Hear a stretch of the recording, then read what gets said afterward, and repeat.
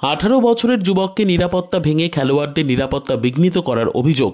Tata IPL 2025-এর 18তম সংস্করণে কলকাতার Eden garden স্টেডিয়ামে এক চাঞ্চল্যকর ঘটনা ঘটেছে, যেখানে এক দর্শক নিরাপত্তা ভেঙে মাঠে প্রবেশ করে কলকাতা নাইট রাইডার্স এবং রয়্যাল চ্যালেঞ্জার্স ব্যাঙ্গালোরের মধ্যে চলমান ম্যাচে ব্যাঘাত সৃষ্টি করে।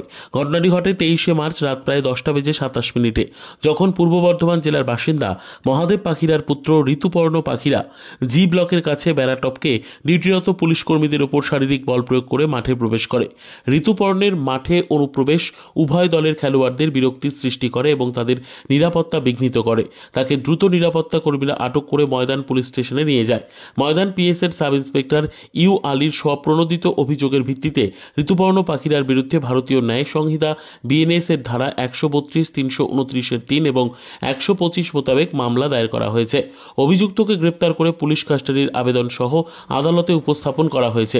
ঘটনাটির তদন্ত চলমান রয়েছে। এই ঘটনায় উচ্চ প্রোফাইল ম্যাচগুলোর সময় স্টেডিয়ামের নিরাপত্তা নিয়ে উদ্বেগ তৈরি হয়েছে, যা কর্তৃপক্ষকে নিরাপত্তা প্রোটোকল পর্যালোচনা করতে বাধ্য করেছে।